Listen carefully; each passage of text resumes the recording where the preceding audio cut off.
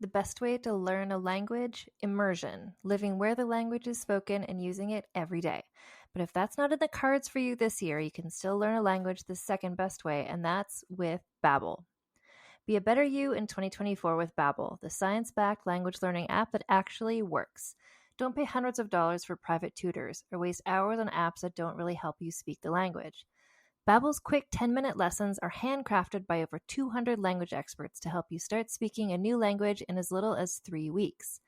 Babbel's designed by real people for real conversations. Babbel's tips and tools are approachable, accessible, rooted in real-life situations, and delivered with conversation-based teaching so you're ready to practice what you've learned in the real world. For instance, I've been using Babbel's convenient courses to help me learn basic conversational skills in German while I'm getting ready for a little trip I'm planning. It's not a language I'd ever studied before, but I find the lessons really easy and kind of like hand-holding me through learning a completely new language to me. And it's reassuring to know that with the help of Babbel, I'll be able to greet people, order food, and ask for directions without having to consult language apps while I'm in Deutschland. I'm still learning. Studies from Yale, Michigan State University, and others continue to prove Babbel is better. One study found that using Babbel for 15 hours is equivalent to a full semester at college. Babbel has over 16 million subscriptions sold. Plus, all of Babbel's 14 award-winning language courses are backed by their 20-day money-back guarantee.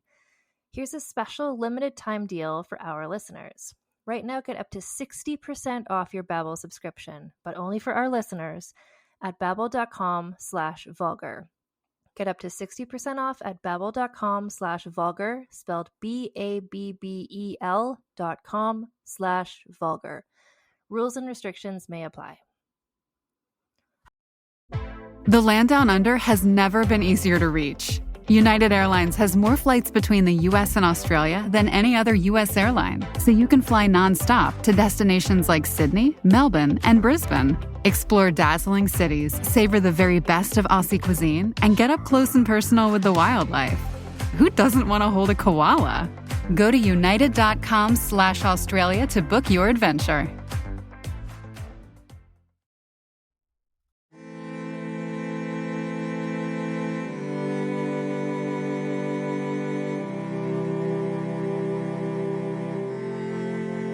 Hello and welcome to Vulgar History, a feminist women's history comedy podcast. My name is Anne Foster, and this week I'm sharing with you a fabulous chat that I had with one of my favorite online writers, Princess O'Nika Auguste, who I first connected with her because I love her Twitter.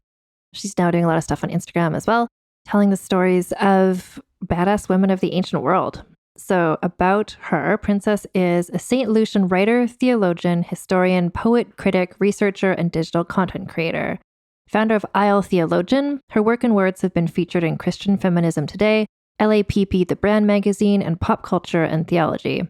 She holds both a Master of Theological Studies, a Master of Divinity, and a BA in English Literature. You can follow her.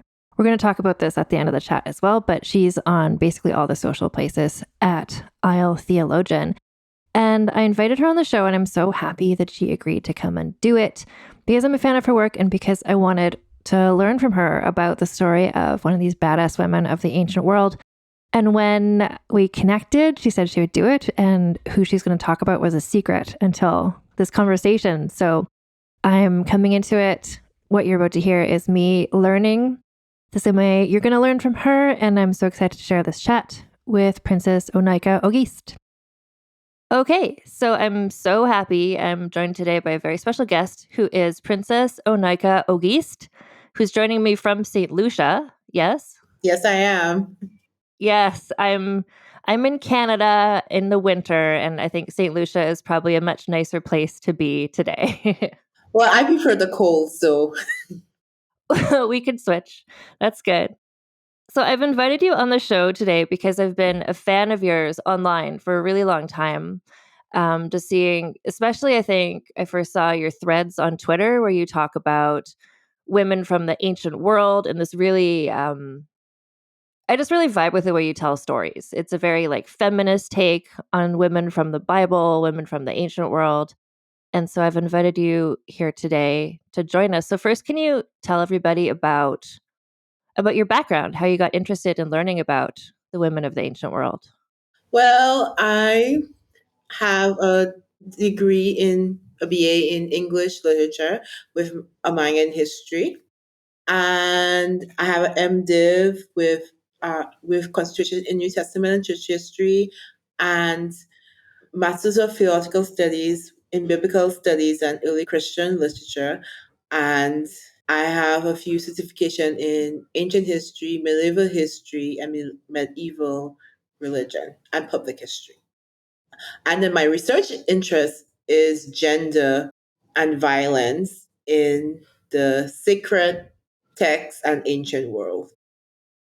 And I think you also, just from what I've seen, you also sometimes connect some of these things with pop culture and with today's society. Yes, I do connect it with pop culture because some of the ancient women and the biblical women are really used in pop culture. Like we have Lilith. Lilith is the Adam's first wife according to ancient Jewish and Christian mythology. So her character is featured a lot in pop culture. Well, I'm just thinking too of this was several years ago, but when Lady Gaga did her Judas, that song and video, I feel like that's like the connection between the classical world and pop culture. Yes, yes. Actually, she did a video of Judas, and I actually wrote a piece on that song. It's called Judas and Mary Magdalene. My essay was an interpretation of what Lady Gaga was saying and comparing it with the biblical literature of Mary Magdalene. I'm just so fascinated by all of these things, and this is part of why I wanted to have you on the show because that's not it's not a specialty that I've really looked into, and I know it's almost overwhelming to me how much information there is about all these older cultures, about the women of the Bible. So I love that you're out there sharing your expertise. I really appreciate it. And I've learned a lot from you just from following you on social media and things like that. Thank you. And so I'm so intrigued because I invited you on the show today to share the story of a woman, and I don't know who it is. So, so do you want to get into the story you're going to share? Yes, I chose Amanirenas, the Queen of Kush, because it's Black History Month and because she's not well known. And she lived around the same time as Cleopatra and Mark Antony, but she's not well known. So she's the woman that defeated Augustus Caesar, who was then known as Octavian. We don't know much about her because the Kushite language in ancient Nubia is in present day Sudan. So we don't know much about her because the ancient Kushite language hasn't been deciphered yet. What we do know about her comes from Roman sources and possible Egyptian sources. She reigned from about 40 BC to 10 BC, and she was queen in her own right, as they call her Candace, which Candace is what they name the queens that reign in their own right.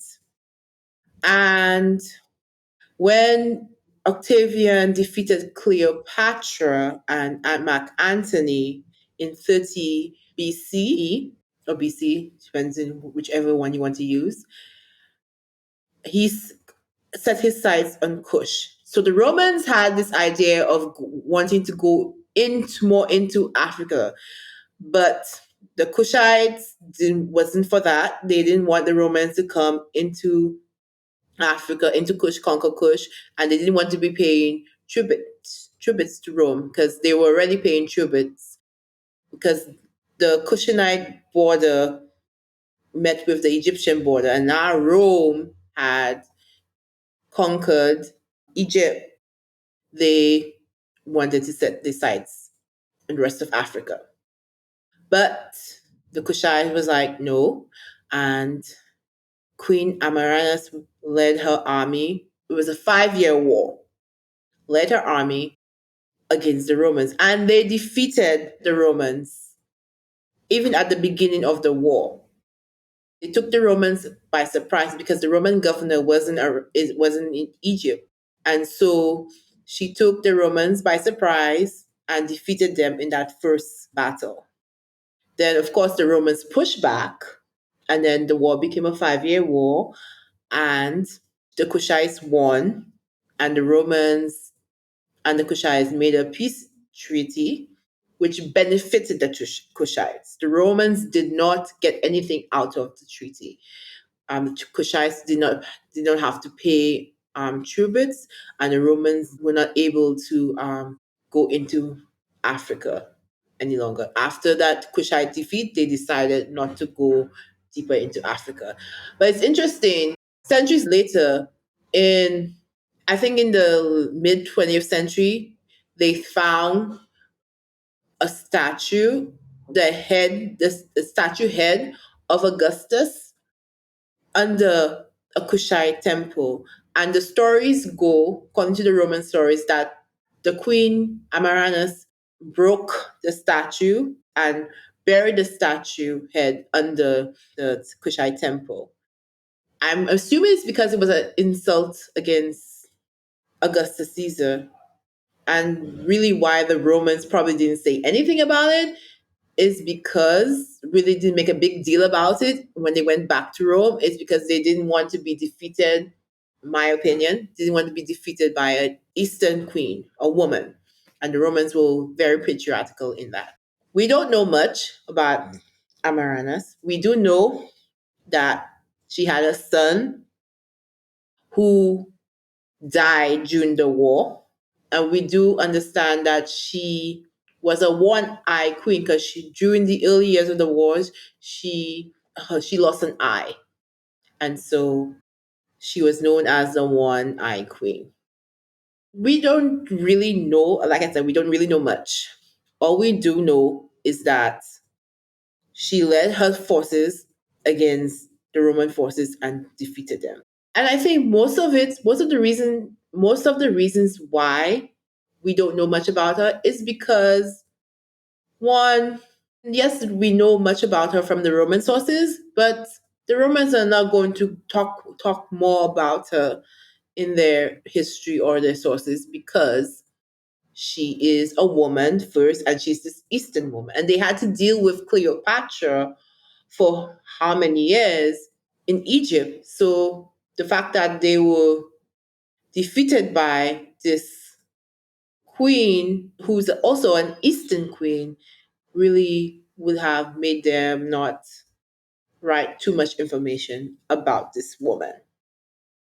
And also, again, we haven't deciphered the Kushite language. So we don't know much. What we do know that women in ancient Kush, compared to ancient Rome and other ancient civilizations, had more rights. They could become queens, they in their own right, they could divorce, they own property, they were doing the hard labor with the men. In Rome, the women were not really doing hard labor. The women in ancient Kush could travel by themselves if they had to. I'm not so sure about the Roman women.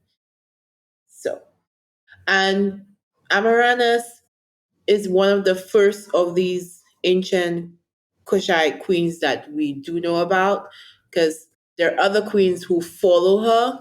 There was another one who did fight against the Romans. So she started this legacy of strong, powerful Black women warriors. And because that we don't know much about her, that's all I have to say. I find it very interesting that you mentioned Cleopatra, but also there was Boudica was over in England. Like the fact that there was women fighting against the Romans, which you said, like you described their culture was very patriarchal, but the fact that they tried to take over lands where there were these strong women, and I think I just find it ironic, I guess. Yes, yeah, it's very ironic because you have Amanirenas during the reign of Augustus Caesar, defeating the Romans. Then you before her you had Cleopatra. Even though she did not win, she kept the Romans at bay for so long. And then some centuries later, 100 years later, you have Boudica in the British Isles. Yes, she lost, but the Celts and the Egyptians and the Kushanites were not patriarchal cultures. They believed women had rights. And these women in these three different, unique, and diverse cultures led their armies against this patriarchal, imperialistic, militaristic empire. And that says something. I just think the Romans must have been like, again, another army being led by a woman again. Like, just I don't know. I think that's where you mentioned that what we know about Amanirenas is mostly almost entirely from what the Romans wrote, which is a thing that I find so frustrating too, is that's her enemy. So of course they're not going to say a lot about her. They're not going to say flattering things about her. Yeah. But I think one of the reasons, unlike the ancient Egyptian language, we haven't deciphered, we haven't figured out how to read the Kushite language. So probably when we do that, we'll find out more. But the issue would be with Boudica, because the ancient Celts didn't write anything down as far as we know. Maybe we'll find something that they wrote, but so far we don't. They haven't written anything. So what information that we get for her is mostly on Roman sources. At least we know for Amanirenas that there is the Kushite language waiting to be learned or translated.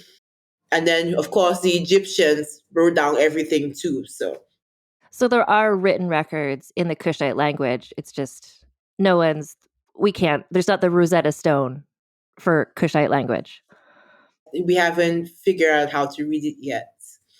So what else can you tell me about the Kushite culture or kingdom? So you said it's near Sudan, or South Sudan would be where it is now?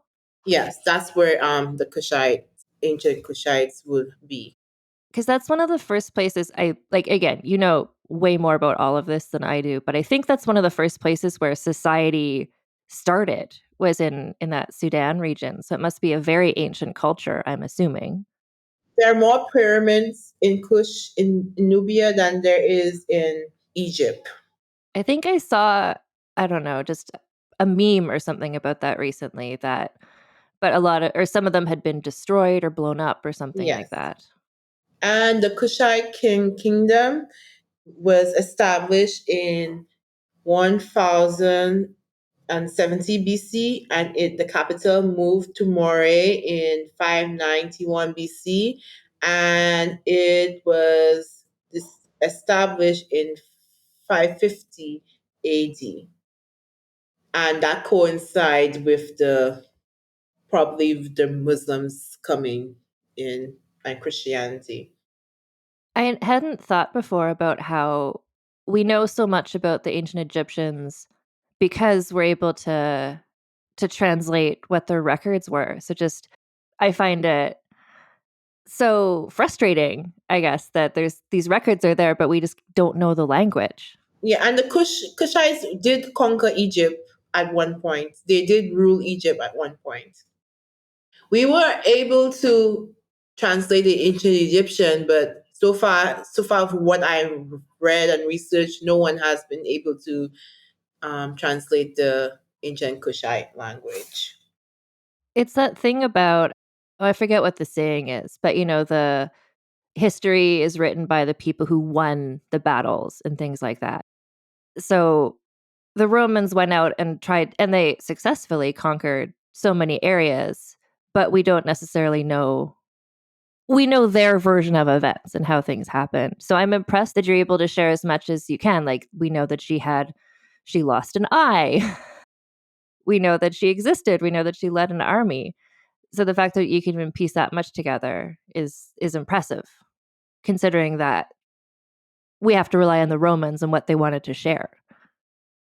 And there are no conflict between the Kushites and the Ptolemies, which is Cleopatra's dynasty. So they lived around the same time. So I imagine there probably were correspondence going on. And when Cleopatra lost, Amanirenas was in, since Egypt and Kush is so close, they probably heard about what happened. So that's basically why she was so ready to, when Augustus was ready to invade Kush, that she was on alert. It's like, they did this to our neighbor. We can't let them do this to us. I imagine that. I agree. I think that must be true. Yeah, there was no conflict between Cleopatra's family and the Kushites rulers. So that's good. This is also interesting to me because, I mean, I haven't studied ancient history except for what I guess what's been in popular culture. So I've heard about the Romans and the Greeks and the Egyptians, but you're just making me think again about what about all the other cultures who were around at that time. Last week on the podcast, and I was talking with Emran El Badawi, and he was talking about the cultures of ancient Arabia. That also really opened my eyes about there's so many cultures that are not generally known. They're not celebrated as much, but those cultures are all still so ancient and so interesting. And I think it's really important to learn about them and to talk about the history of these places. And the thing about it, a lot of these ancient cultures had interaction with the ancient Greeks and the ancient Romans. There's rumors of a lost Roman legion in China. No one knows how. People, some scholars say, most scholars say that it's a legend. There's no proof that that lost legion ended up in China. But for a story like that, whether or not that's true, the story is true. For a story like that to have to take on life, the Romans had to have had interaction with the ancient Chinese. Whether or not the legion went into got lost in China or not, whether it's true or not, for that story to be alive, the Romans probably had some contact with the Chinese. Which is so interesting. I love hearing about examples. I mean, this is much, much, much later, but you probably know there's a story. I think it's in the Renaissance era where Yasuke, the black samurai who was in Mm-hmm. Japan, like just hearing about people from hundreds and thousands of years ago interacting with different cultures is really interesting to me because I think also just the Western sort of educational system, it's kind of suggests there are all these cultures and they were all distinct and they never interacted with each other until, you know, the British started colonizing or whatever. But no, all these cultures were trading with each other, they were interacting with each other. Back as soon as if you could travel to another country, you were going to go there. And the thing about it too, Western concept of the ancient world focus so much on Greece, Rome, maybe Egypt, maybe Persia, and maybe then Israel, ancient Israel, ancient Canaan, but that's a separate Near East. So maybe, but then they forget that there are other cultures like the Kushites that were interacting with these ancient Greeks and ancient Romans. Because I think one of the on your podcast last week, one of the women that he spoke about, she stood up against the Romans also. So Zenobia. not Zenobia, the other one. Oh, Mavia. Yeah. So the ancient Arabs were the Romans had contact with the ancient Arabs. So And that's another woman who opposed the Romans. It's an interesting thing that they were so that Roman women, especially in Athens, I think. Sorry, that's Greece. But ancient Roman women had very few rights.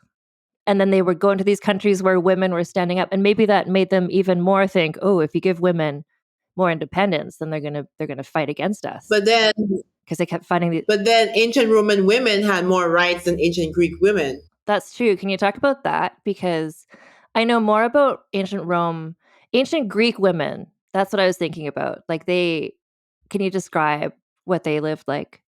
And now we're just going to take a break for a word from our sponsors.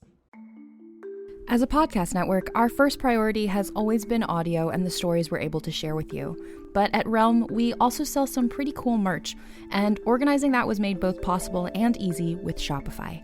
When you think about successful businesses like Aloe or Allbirds or Skims, an often overlooked secret is the business behind the business that makes selling and, for shoppers, buying simple. For millions of businesses, that business is Shopify. That's because nobody does selling better than Shopify. It's the home of the #1 checkout on the planet. And the not-so-secret secret that's definitely worth talking about is that Shop Pay boosts conversions up to 50%. That's more happy customers and way more sales going. If you're hoping to grow your business, your commerce platform better be ready to sell wherever your customers are scrolling or strolling, on the web, in your store, in their feed, and everywhere in between. Businesses that sell more, sell on Shopify. Upgrade your business and get the same checkout we use with Shopify. Sign up for your $1 per month trial period at shopify.com/realm, all lowercase. Go to shopify.com/realm to upgrade your selling today. Shopify.com/realm.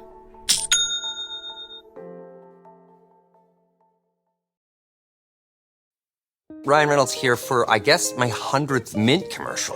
No, don't. I mean, honestly, when I started this, I thought I only have to do like 4 of these. I mean, it's unlimited premium wireless for $15 a month. How are there still people paying 2 or 3 times that much? I'm sorry, I shouldn't be victim blaming here. Give it a try at mintmobile.com/save. Whenever you're ready. $45 upfront payment equivalent to $15 per month. New customers on first 3-month plan only. Taxes and fees extra. Speed slower above 40 gigabytes. See details. People often look at me with confusion when I ask them what their only one in the room story is. They think it has to be like mine, where I went to a 600-person event and discovered that I was the only Black person there. I know. Horrifying, right? Hi, I'm Laura Cathcart-Robbins, and I am the host and creator of the podcast Only One in the Room. Every week, my co-host Scott Slaughter and I invite you to join us for an hour and lose yourself in someone's only one story. This podcast is for anyone who's ever felt alone in a room full of people, which is to say that this podcast is for everyone.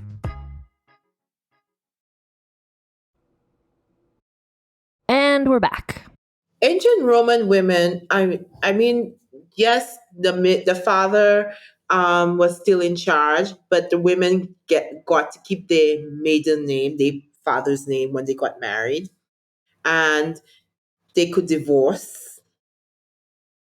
Ancient Greek women could not divorce, and divorce was really simple in ancient Rome.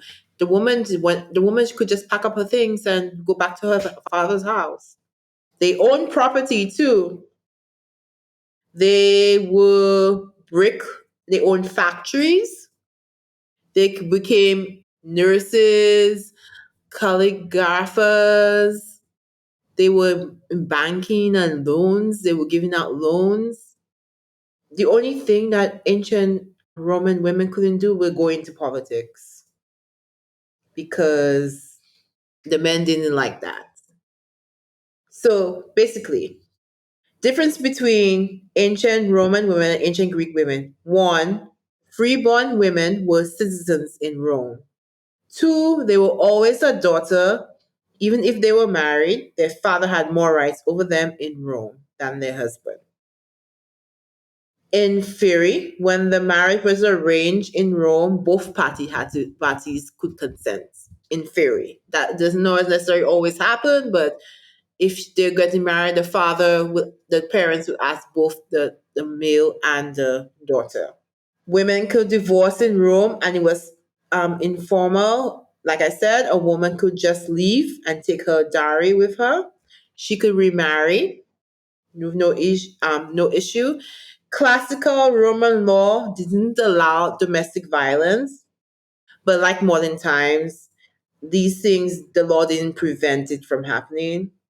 Wife beating was enough grounds for divorce or other legal action against the husband.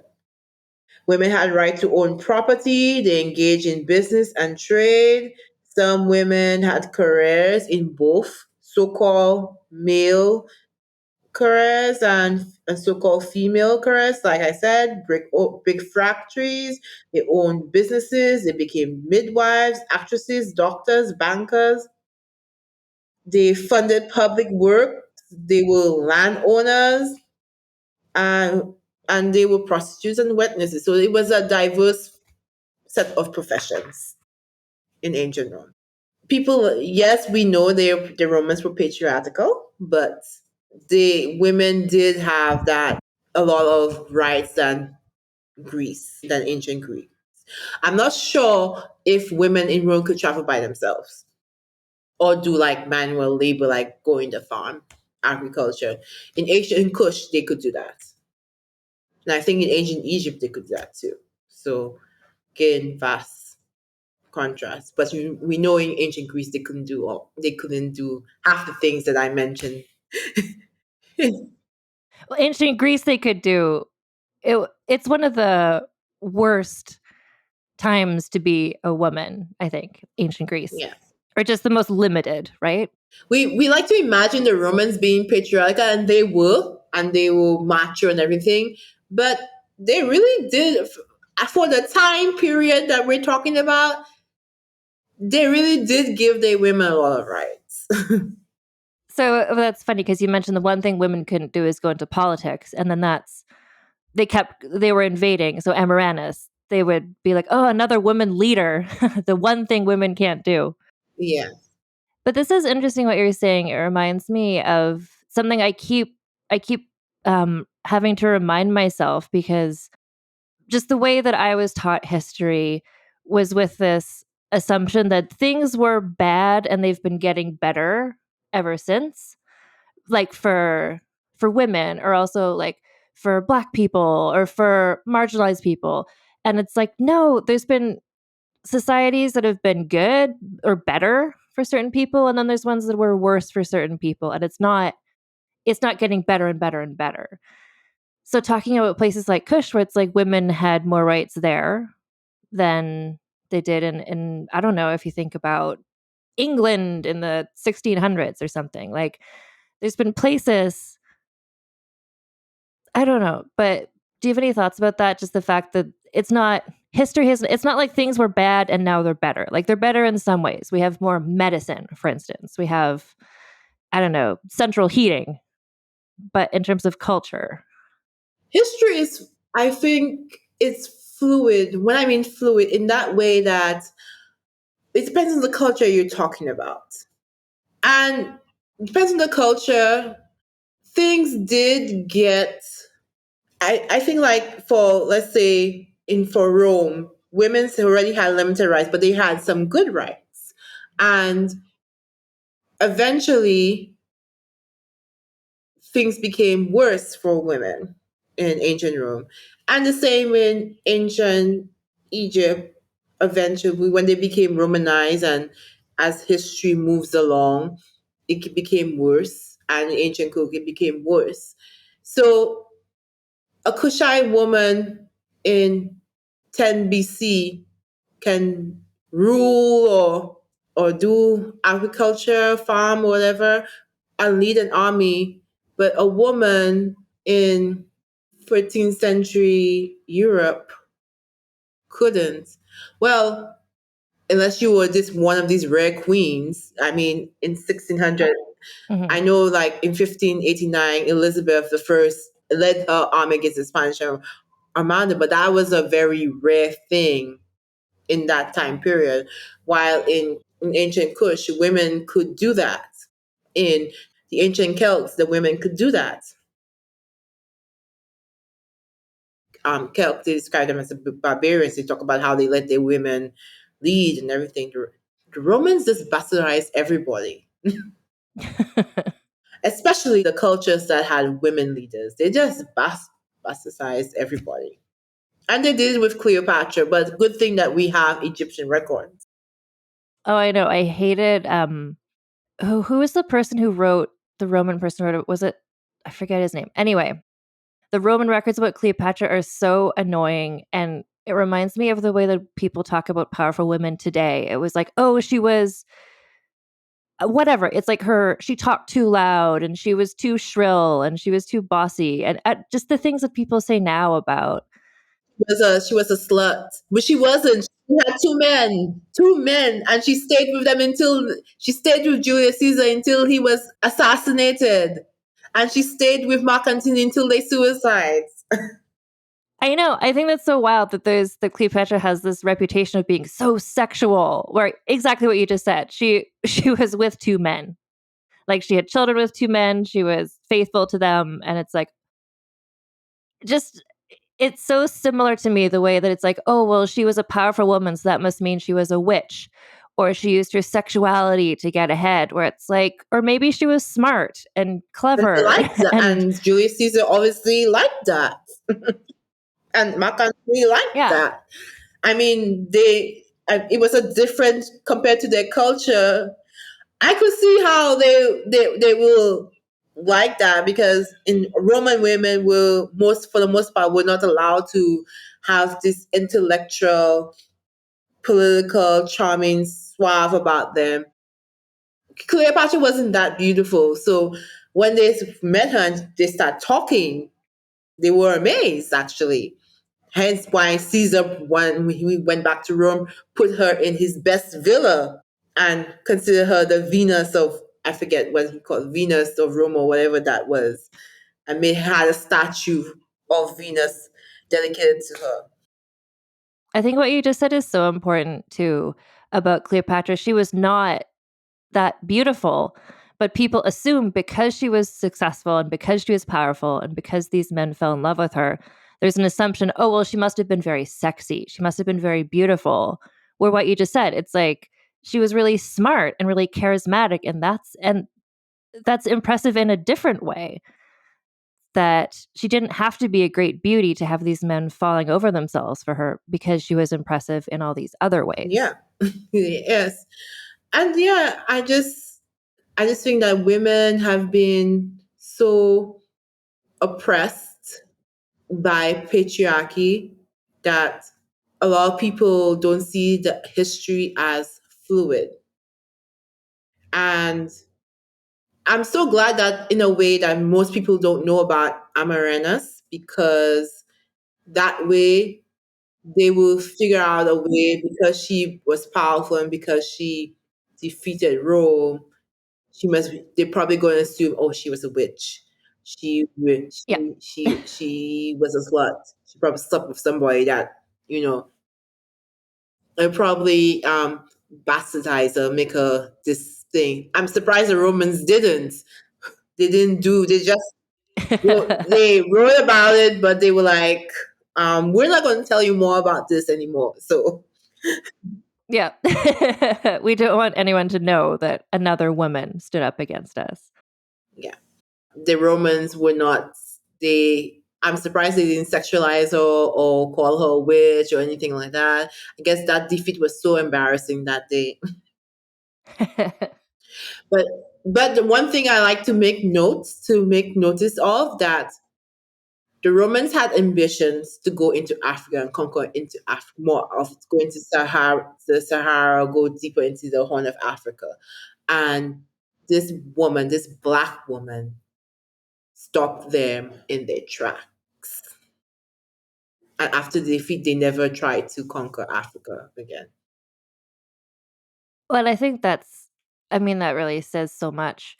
We know very little about her, but the fact that after that defeat, what you just said, like in terms of significance, like that was such a powerful defeat from this Black woman, stopped them from conquering any more of Africa. It's huge. Yeah. And Africa wasn't conquered until the Portuguese came in the 14th century. And then the whole 15th century. sometimes I get the centuries wrong because I'm thinking 14, yeah, 15, 14th century, around that time. And then the Europeans went there and took Black people and enslaved them. And then, of course, the scramble for Africa. So she stopped any European army from conquering Africa for 1,000 years, basically. It wasn't until 1,000 years later that any European went into Africa. That's massive. And I think that that's also a really important thing to bear in mind because it is Black History Month. And of course, a lot of the Black history that's discussed is post, 15th century stuff like the slave trade and things like that, which is all really important to talk about. But everything you're saying, it's like, but there was Black people in Africa for thousands of years before that happened. And there's interesting stories and important things happened. Yeah. Africa was not colonized for 1,000 years. I believe because of this woman, she stopped them. She stopped those imperialistic Romans dead in their tracks. They never decided, they never looked there again. Yeah, that's huge. So actually that brings us very beautifully to I had sent you a while ago. So the way that we score women who we talk about on this show. So there's 4 categories. I think we were just talking about one of them is significance. Like what is the person's how did they change history? So if you're scoring her on a scale of 0 to 10, how significant do you think she was? I feel like this is a 10. Yes, that's a 10. Absolutely. Everything you just said. Even though we don't know about her, um, her actions makes it a 10. Mm-hmm. Yeah, what we know about her is she stopped them coming in, and that's a straight up 10. So we also have the category of what I call scandaliciousness. So like how scandalous was it in her time? How would I guess the people in Kush they're clearly okay with a woman being in charge, but I think she would have been more scandalous to the Romans. She'll be in one scandalous rumor, especially after that whole debacle with Cleopatra. So for scandalicious, what would you think on a scale of 0 to 10? She wouldn't be scandalous for the Kushites, but she would be for the Romans. So trying to put these two perspectives together, I'll just give her a 5. That's what I'm thinking too, kind of, because it's, yeah, to the Romans it's one thing, but and that's what's interesting too when I am, scoring people on this podcast. It depends, like, often I see the same thing where to one group, they're very scandalous, but maybe to the country where they're from, it's like, yeah, that's okay. So I think a 5 makes sense. So the next category I call scheminess, which just means how smart, what kind of schemes, what kind of plans, and did she accomplish her goals? I think this is another high score. This is a 10. She accomplished her goals. Because that peace treaty benefited the Kushites. It didn't benefit the Romans. That detail is so great, actually. I love we know so few things about her, but we do know about that. And she got everything she wanted in that negotiation. She won, and then she got this peace treaty. So the final category, so it's the sexism kind of bonus. So this is where if somebody was held back at all by sexism, they can get a few more points here. I think the culture she lived in, the fact that she's able to do everything she did, I don't think for her sexism got in her way very much. No, I don't think so. It didn't. I don't think so.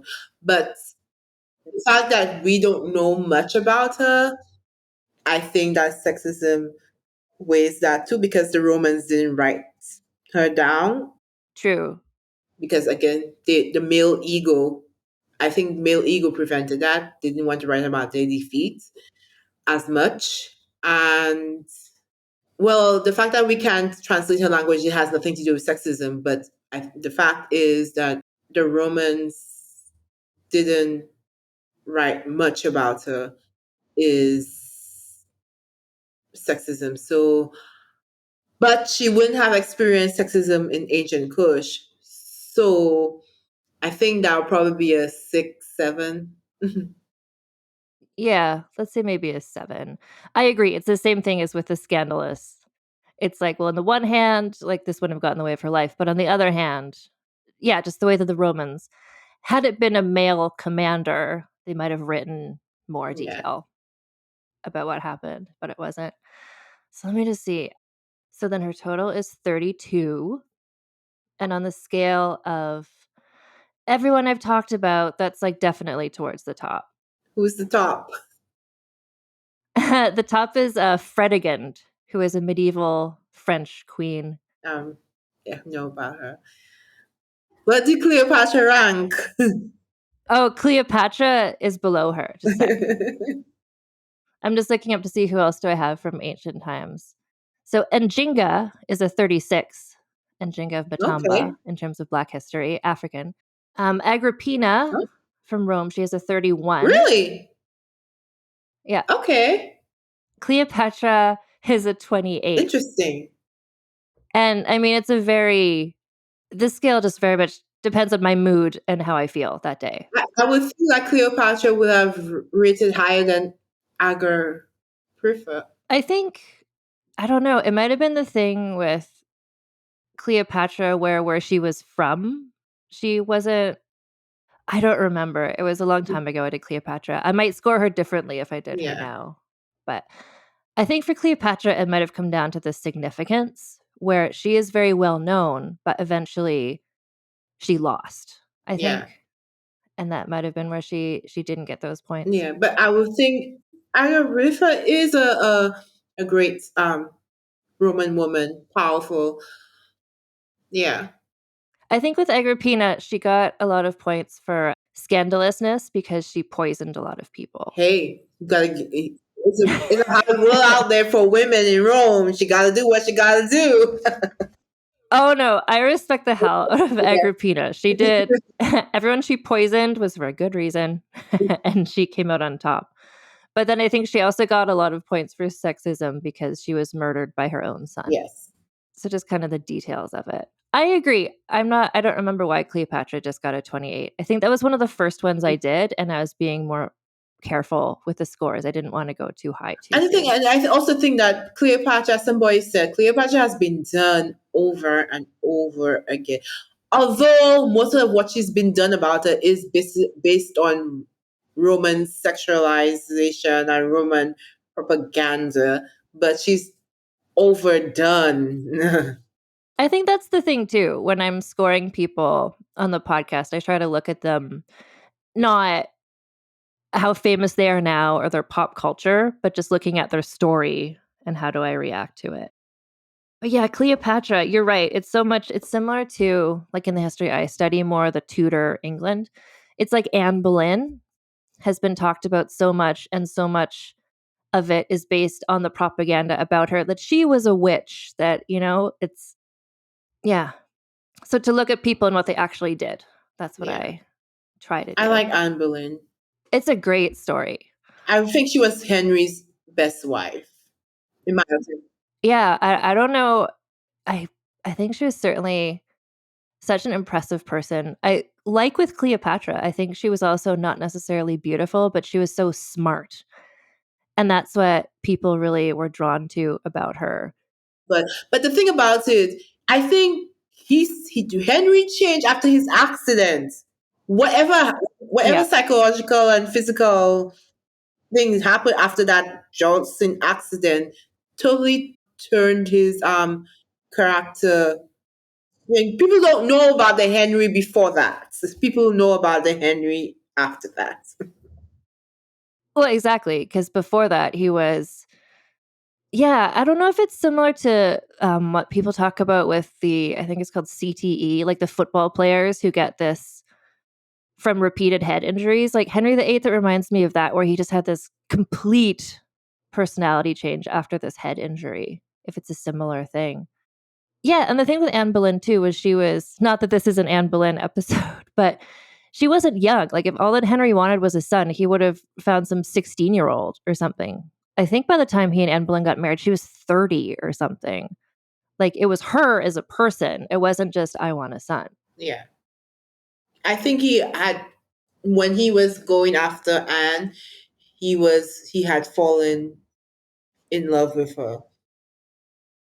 Not because, like you said, not be like you said, if it was just because of her son, he would have married somebody younger. Yeah. No, and it's interesting, just in terms of famous women in history, like Cleopatra and Anne Boleyn have a similar thing where the men loved her, and that made everyone so suspicious. Like, why would a man love someone like this? She must be a witch. She must be evil. She must be like manipulating him. Where it's like, no, maybe these are men who like a smart woman who's independent, but just other people couldn't wrap their head around it. Yeah. So I want to let everybody know you have so much going on. Can you share where people can support your work, where they can follow you, all your social media, all your things you're doing? How can people find you so they can read more of what you've done? So you can follow me on Instagram at I'll Theologian. On Twitter is the same handle, I'll Theologian.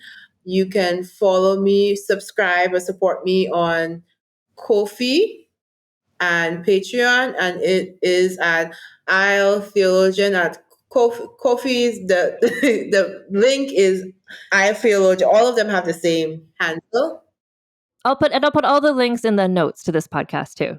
Yeah. And I am doing. I have an article on Amanirenas coming up on yes, on the 19th. Oh, that's perfect. This is going to come out on, I think, the 14th. So just right after this, a couple of days later. So if you're interested to find out what little more that I didn't discuss in the podcast, you can subscribe to my Patreon or my Ko-fi to get the article. And I also am right about goddesses, the biblical women, and of course, sexual assault and sometimes mental health. I want to say that I'm a member of your Patreon, and I'm always happy when I get one of your updates in my email inbox to see what you're writing about and what you're up to. And you also have a store. Yes, I have a merch store with mugs, t-shirts, stickers. There's this line, since it's Black History Month, called Black and Educated. So if you inclined, you can buy those mugs. There is a line for feminism, for if you are a feminist. There is a line for if you're interested in the goddess Kali. So I have a line all about the goddess Kali. Notebooks, mugs, everything. I love seeing that you're on all the different places so that hopefully people can, wherever they are, whichever social media website they're on, like you're there and you're posting. I love that you've been posting more on Instagram. I've just been following you on Instagram. So just about you were posting what the makeup of, ancient world, just really interesting stuff. Yeah, I figured that I like Twitter, but Twitter is like, I'm not able to write what I want to write for Twitter because you have to create this thread. And I know Instagram is more image wise, so I always have to try to find an image and make it pop to write when I write it. And then Facebook, not too many people are on Facebook anymore. Well, and the thing with Twitter too, and that's like I first came upon your work on Twitter, the threads and things, but every day I'm just like, does Twitter exist anymore? Is it has Elon whatever? So yeah, I'm much more on Instagram now too. And I'm trying to grow my Instagram too. Exactly. You got to diversify. Thank you so much for joining me. I'm so happy to get to talk to you in person and to learn from you. You're whenever I see your stuff online, I'm like, oh, she's so smart. You know so much stuff that I don't know about. And I'm just like absorbing it all. So thank you so much for joining me on the podcast. Thank you for having me. So I will put all of the links for all the ways you can follow Princess O'Nika Auguste online and all the places where she is sharing her fabulous storytelling and all of her writings and thoughts. And if you want to follow this show, we're on Instagram at Vulgar History Pod, on TikTok at Vulgar History, on Twitter, as long as it exists, at Vulgar History. And you can also go to my website, which is vulgarhistory.com, where there's a place you can contact me if you have thoughts or feedback or suggestions of people to talk about on the show, because I am constantly on the lookout for cool and interesting women to talk about on the podcast. And I love your suggestions. And what else? Oh yeah, I have a Patreon. So if you want to support me on Patreon, which is a place where you can give a monthly pledge, and then that money goes to help fund this podcast and just me being able to do more episodes of this podcast to bring you fabulous interviews like this and other episodes that are coming up. So to do that, you go to patreon.com/AnneFosterWriter, and then you can pledge anywhere from $1 a month to $5 a month. There's also a special level if you pledge $25 a month, where you get a super exclusive piece of merch. Anyway, if you pledge at least $1 a month, then you get early ad-free access to all episodes of Vulgar History. If you pledge at least $5 a month, then you get the early ad-free access, as well as the Patreon exclusive podcast, So This Asshole, where I talk about horrible men from history, as well as Vulgar Peace Theater, where myself, Lanoa Johnson, and Allison Epstein talk about costume dramas. And I have some exciting news about that, but I'll share more about that next week. But there's going to be there's something exciting coming, Vulgar Peace Theater. So stay tuned for that information. I also have a merch store, which is at vulgarhistory.store. And if you're shopping any of the stuff there, remember to use promo code TITSOUT for free US shipping, or TITSOUT10 for 10% off your order wherever you live. Anyway, more amazing episodes to come in the next. I honestly have things planned out until I won't even tell you how far in the future, but there's going to be weekly episodes for the foreseeable future. And I'm so happy to have you all listening. And until next time, keep your pants on and your tits out. Vulgar History is hosted, written, and researched by Anne Foster and edited by Christina Lumagi.